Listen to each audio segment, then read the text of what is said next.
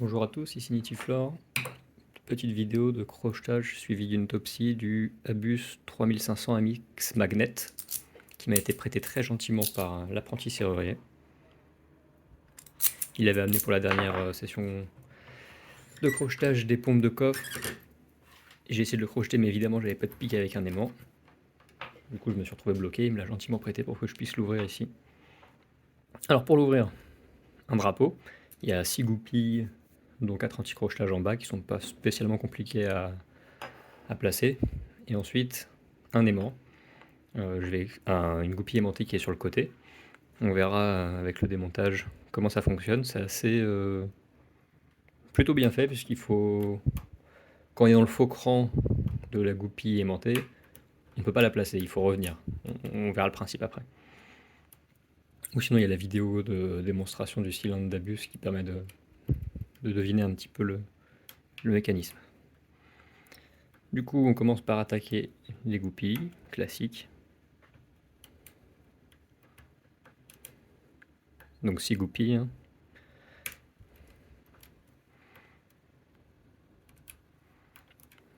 Je crois qu'il y a 2 goupilles classiques, 2 bobines, mais qui sentent pas trop. Et voilà, c'est ouvert. Alors c'est ouvert, c'est pas ouvert. Hein. Là on est dans le faux cran de la goupille magnétique. Donc ce cylindre a fâcheuse tendance à manger mes pics avec les passifs du dessus là. Donc faut que je le ramène presque en position initiale pour pouvoir retirer mon outil.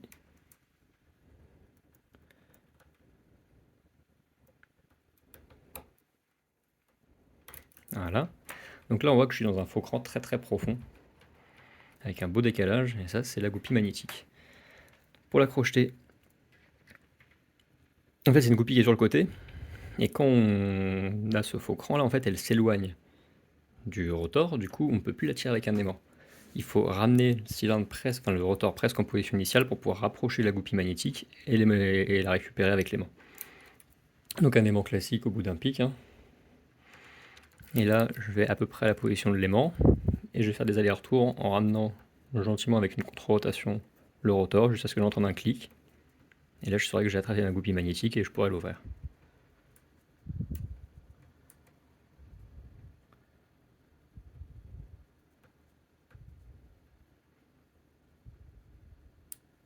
Voilà, là j'ai entendu le clic, on l'entend bien. Goupille, pas goupille. Et là, du coup, c'est ouvert. Alors les Abus Bravus bloquent à 180 degrés avec l'espèce de petite goupille là, du petit téton du bout de la clé. Donc c'est une goupille au fond, donc elle est un petit peu chiante à placer puisque on verra, elle est au milieu d'une. C'est une espèce de petite bille qu'il faut placer au milieu d'une goupille. Donc il faut vraiment un outil qui passe. Voilà. Il faut aller la chercher au fond. Et on fait le 360 sans trop de problème.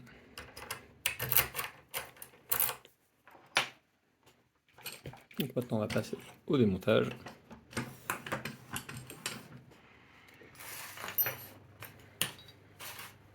Alors le rotor est plus large qu'un rotor classique.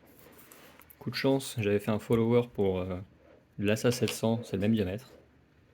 Donc on est très bien là-dessus.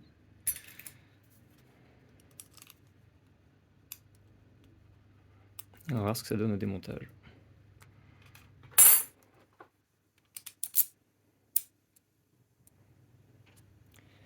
Alors il y a des goupilles à peu près partout, donc ça risque de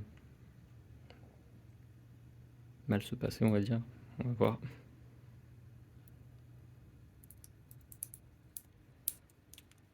Hop. Alors, déjà j'ai des petites billes là, anti-perçage j'imagine, qui viennent de derrière. Voilà, 2 petites billes. Hop. Donc là on a les goupilles passives.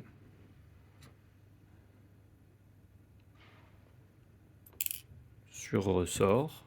Alors, si quelqu'un sait pourquoi Abus met des goupilles de contrôle sur ressort, sachant qu'il ne faut pas les crocheter, quel est l'intérêt du ressort? Je n'en sais rien.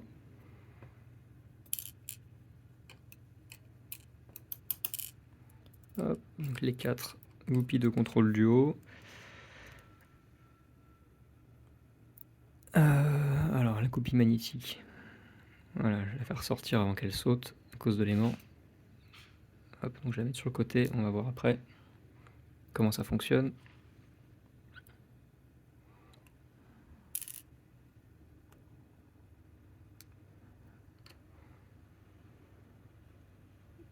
On va mettre ça là.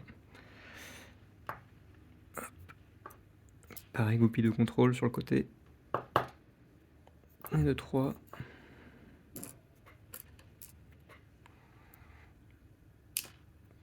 Et là, les goupilles qui nous intéressent.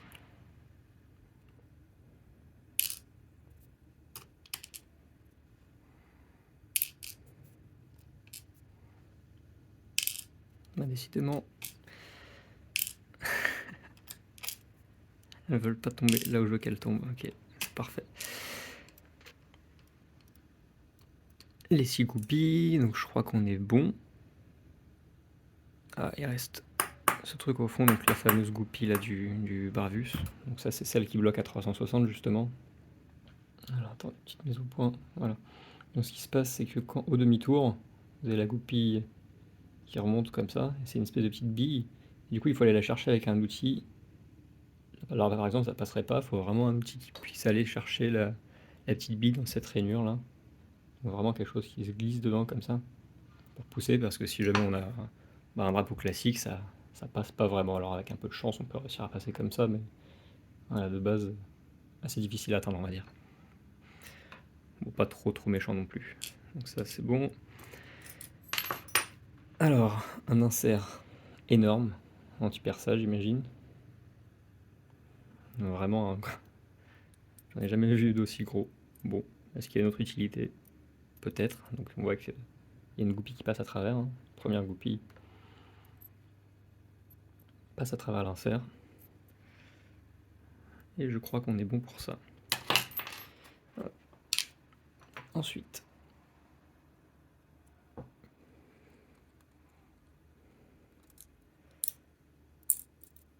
goupille classique.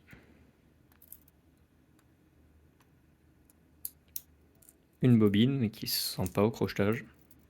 Elle ne doit pas être assez profonde ou je sais pas s'enfoncer assez ou remonter assez pour faire l'effet bobine, mais en tout cas ça se sent comme une goupille classique. Une autre classique, une autre bobine. Et là on a 2 goupilles qui sont...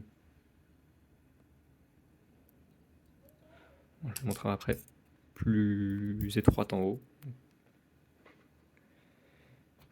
Donc il faut crocheter à plusieurs reprises.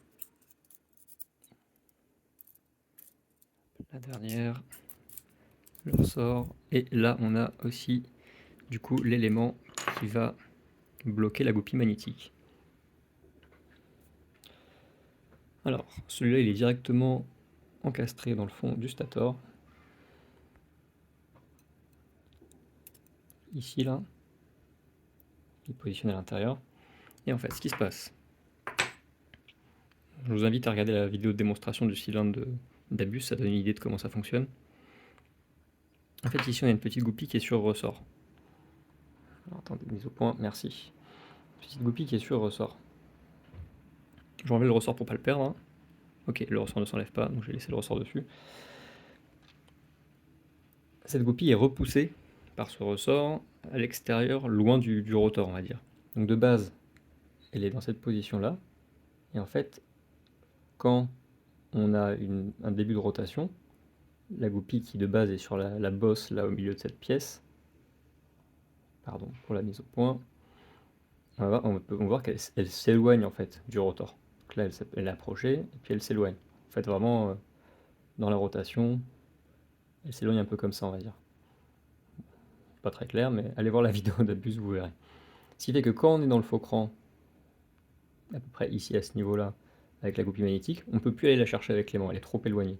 En fait, il faut ramener le cylindre pour qu'elle puisse revenir, se rapprocher, et là la choper. Et quand on la chope, bah, elle se loge dans le rotor, et là ça peut passer le petit cran qui est sur le dessus. Donc voilà, petite subtilité, assez intéressant. C'est vrai que c'est perturbant au départ qu'on ne connaît pas, mais grâce à leur vidéo, on peut savoir comment ça fonctionne. Mais voilà, quand elle est ici, elle est trop éloignée, on ne peut pas la tirer avec les mains. Donc il faut la ramener pour qu'elle se rapproche à peu près à ce niveau-là. Alors si on la rapproche complètement au milieu, ça va se reverrouiller. Alors il y a peut-être moyen de la crocheter avant les autres, hein, cette goupille.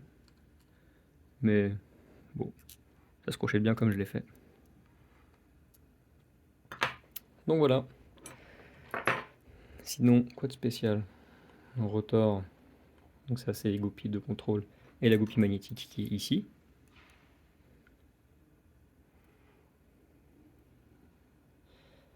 L'aiguille désactive. Goupille de contrôle duo avec la goupille là, qui bloque au 180 du Abus Bravus.